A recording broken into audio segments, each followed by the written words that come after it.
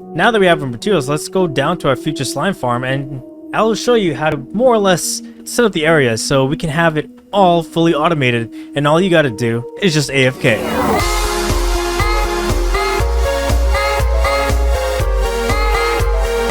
I really need a better solution to get up and down this area without having to just fall to my doom. Now that we're at the bottom, I'll show you how to sort of make your foundation to this place.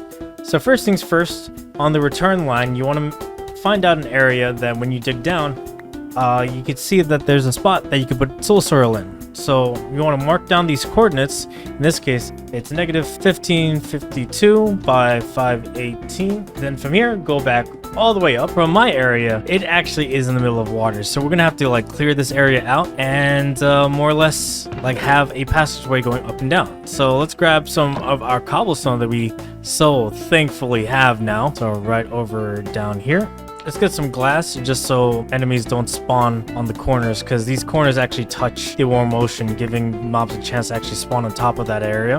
Now that we have this, let's go grab some kelp and a bunch of our bone meal. And what we're going to do is that we're going to make that into a full source block. So grab our kelp, grab a bunch of our bone meal that we've been collecting throughout this entire time, and what we're gonna do is that we're just going to do what most people don't want you to do and just dig straight down from that spot. We're gonna go grab ourselves a water bucket just so we have a way to get up and down this area. Now because I don't have respiration, we're unfortunately just gonna have to dig straight down without using the water, and we'll have to climb back up using the water bucket again. But for now, this will be just a good temporary solution. So let's start digging down. Okay.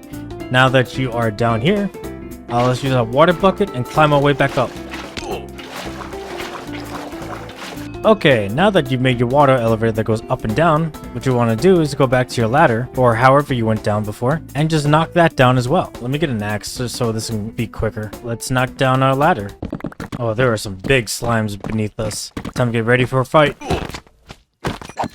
Okay, so now you are left with an area which you could actually start creating your stuff. Now that we've deleted the ladder, we can just use our water elevator that's going to be used as a water elevator to push the slimes upwards later as our path. For now, anyway. After thinking about it a little bit, we're actually going to change the entrance exit a little bit just so we can future-proof it for when we remodel our base. How we do this is actually quite simple. So we're going to knock all this down, all the way down to the same level. And let me go grab some signs so we can actually get this right away. I think these are way too many signs, but I think it'll be fine.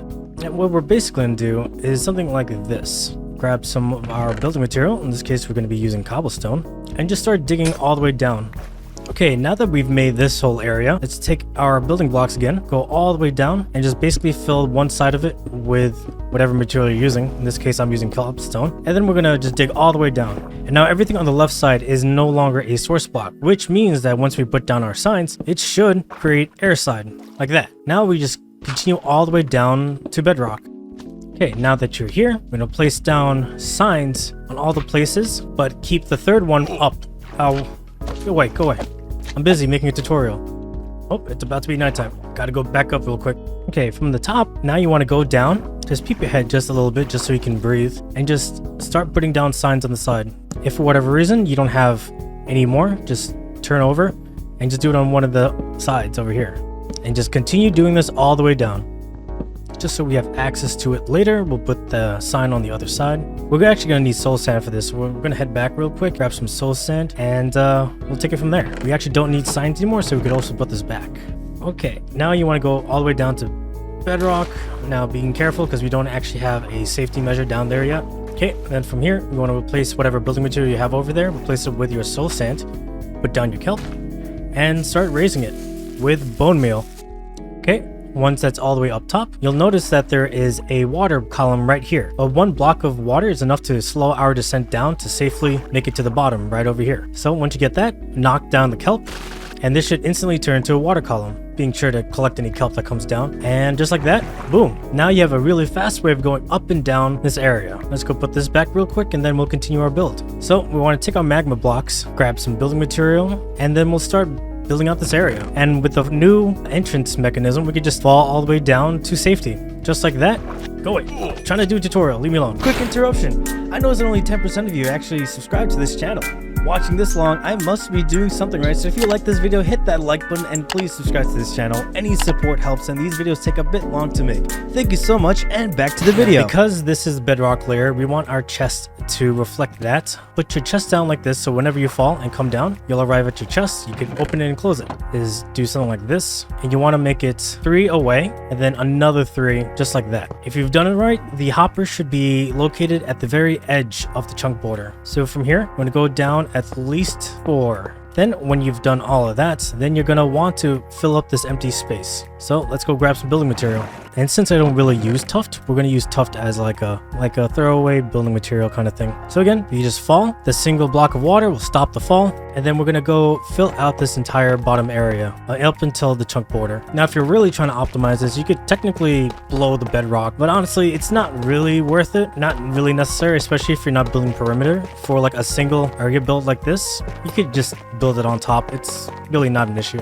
Okay, once you've done that, go grab your rails that you collected before.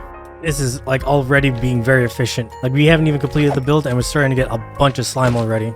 So what you want to do is on the frontmost, you want to put down your rail. Then on the 8th one, you want to put down redstone blocks. So 1, 2, 3.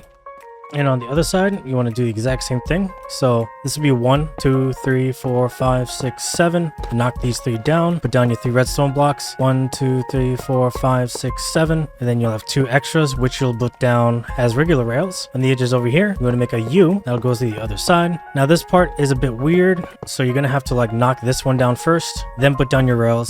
And then reattach your powered rail. And just finish off the rail line. Now let's get hopper minecart and set it in place. Now if you put down your hopper minecart, you'll notice that it'll automatically keep going back and forth. Start covering this entire area with magma blocks. Okay, now that we layered this with magma blocks, let's go get some more tuft and actually start filling this in. Normally I'd be using netherrack to fill in the area, but I actually ran out of netherrack doing the top area first. So we're just using tuft. It really doesn't matter what you use, just make sure it's filled in up until 1 block down. And do the same thing with the other side over here. If you really wanted to skip this step and like not dig all the way down, you need to make sure that at least the back 6 rows are dug down all the way down to Y59. And then everything in the slime chunk, you could dig up to 57. I myself prefer to dig all the way down just to be extra sure, but if you wanted to skip that step in order to save time placing blocks down again, you could do that. And the reason why we're doing this is that we just want to eliminate the dead space beneath these spawning platforms. Ensure that no other mobs other than slimes could spawn here. So we're just filling in the gaps. So now that we've got everything more or less raised, let's go ahead and start making the spawning platforms. Oh, I also forgot to mention that we're also going to need a lot of iron blocks as well as carved pumpkins, because this build needs a lot of iron golems. I got our iron blocks as well as our carved pumpkin. So let's head back down here, open up our chest that's holding our stuff. And we'll start off with andesite just because we started making blocks with those. And what we want to do is actually create some walls and a bunch of slabs. In this case, I'm just going to use polished andesite because I think it looks kind of okay.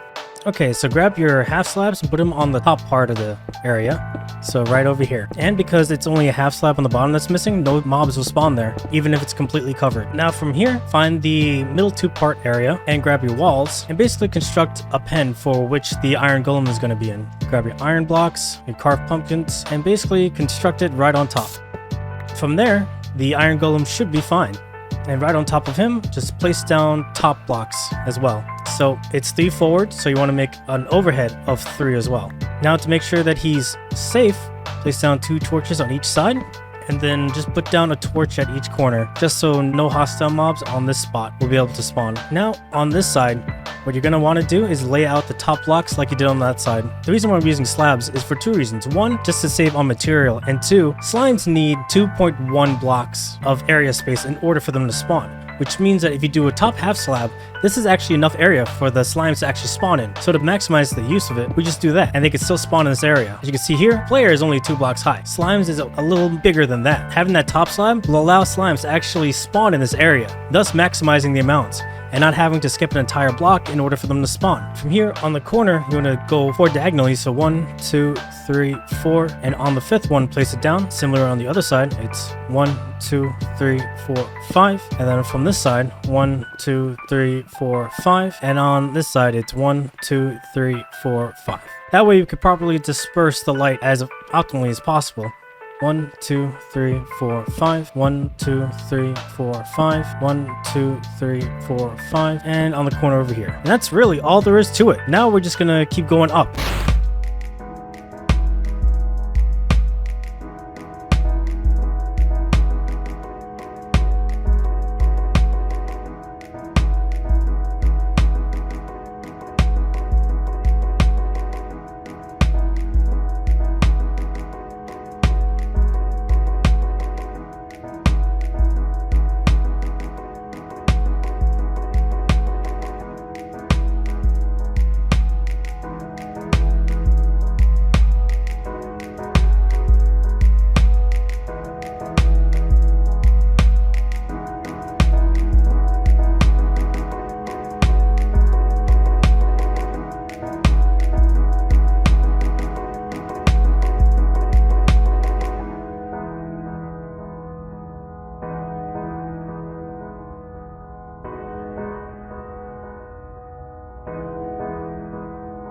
Okay,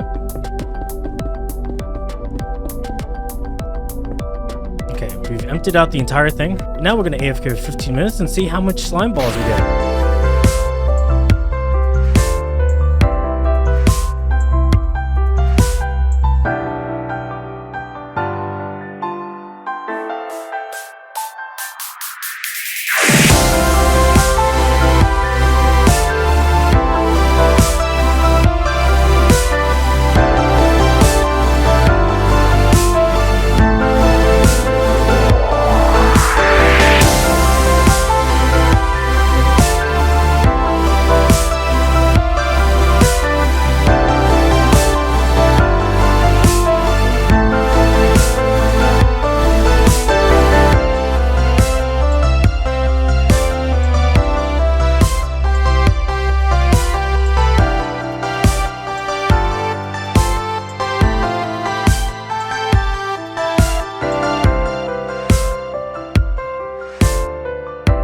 Okay, now that we've AFK'd for 15 minutes, let's go check out our rewards. Oh, that's actually a lot more than I thought it'd be.